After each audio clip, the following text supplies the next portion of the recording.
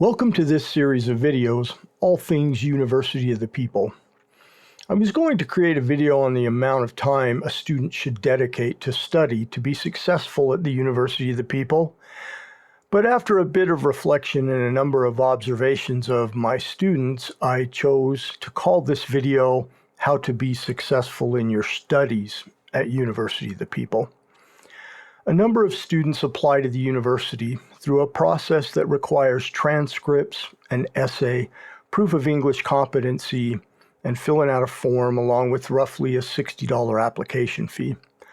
Following this, if accepted into the university, it seems as though students just wait for a class to start and jump right in. This is a mistake. Upon acceptance and gaining access to the learning management system called Moodle, students seem to just wait for access to Unit 1, their first class. I would suggest the following instead. First of all, read everything you have access to, from the student course catalog to the class syllabus and student resources. Know what is available and what is required of you. Pay special attention to sections concerning plagiarism and academic integrity, as well as APA format. The university recommends going to Purdue OWL and looking at APA format examples. I recommend that you download the APA sample paper and refer to it often until APA format becomes second nature. APA format is not a place to experiment. APA format should be followed precisely as it is shown in the examples. As soon as you have access, participate in the course forum, where students and instructors introduce themselves and are referred to the announcement forum. If you fail to go to and read the announcement forum in each course, you will be in trouble for your first couple of units, or until you learn by hard experience that the announcement forum is critically important. This forum is meant for professors to pass on expectations, general observations, and critical knowledge to students. These are expected to be followed. There will be no excuses for you if you fail to read these entries and comply. Third, you should download the textbooks and keep them on your computer desktop. These resources are open source texts and are free for students to use. They are peer-reviewed academic textbooks, and you want to skim through them to understand the format and how the authors present information before you have to dig into them. Fourth, read and follow the learning guide for each unit. Topics, objectives, and tasks for each unit are outlined in some detail. Also read each tab of the unit's table of contents. There is important information there that will mean the difference between a C grade and an A in your submissions. At the end of the table of contents is a checklist. Follow the checklist. It is there to help make your life easier.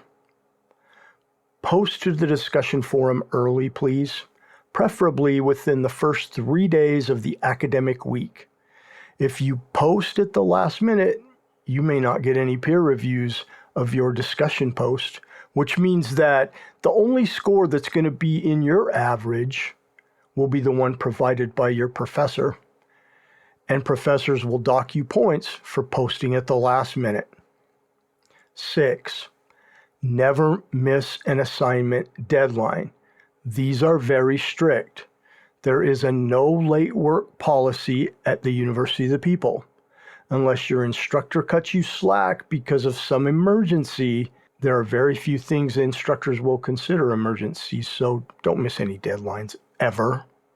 If you follow these 6 tips, you will most likely succeed and receive high grades. If you do not, you will get about C-level grades. Now, a couple of last things. The coursework at the University of the People is rigorous. This is no degree mill, nor is it an at-your-own-pace university. If you expect the courses to be less rigorous than a traditional university, you will be sorely mistaken and in over your head.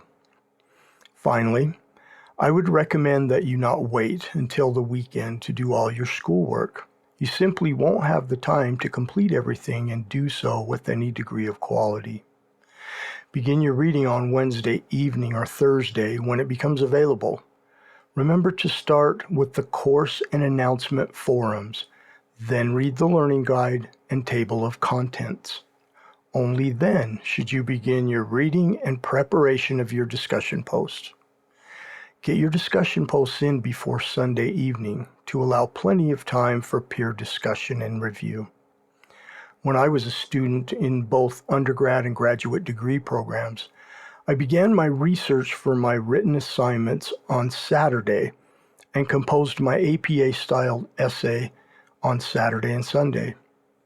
Monday evening, I would respond to the professor or any students who responded to my posts in the discussion post, and rate and respond to 3 peers' posts as required. I would then begin research for my learning journal if I were an undergrad, or a portfolio assignment if a grad student. Tuesday and Wednesday would be keeping up with the discussion forums and putting the finishing touches on my assignments and proofreading them. Wednesday evening, before the end of the week, using the University of the People's Clock as my guide, I would submit all of my writing assignments and journal assignments. Keep in mind, to graduate from the University of the People with a bachelor's degree in a 4-year period of time, you must take 2 classes per term, each term over the 4-year period. The work required is substantial, and I recommend at least 10 to 20 hours of time per course per week be set aside in order to be successful. That's 20 to 40 hours a week. I recommend that time be split up a little each day and more on the weekend. I would set aside 2 to 3 hours per evening, with the rest of the time made up on the weekend, if taking 2 classes per term. That's what it took me. You can check your effectiveness by keeping track of your grades at the end of the term and by your inclusion in the dean's and president's lists. If you're on either, you're doing well. Well, that's it for this video, how to be successful in your studies at the University of the People. Join me for the next video in the series, What is the History of the University of the People? Thank you for watching.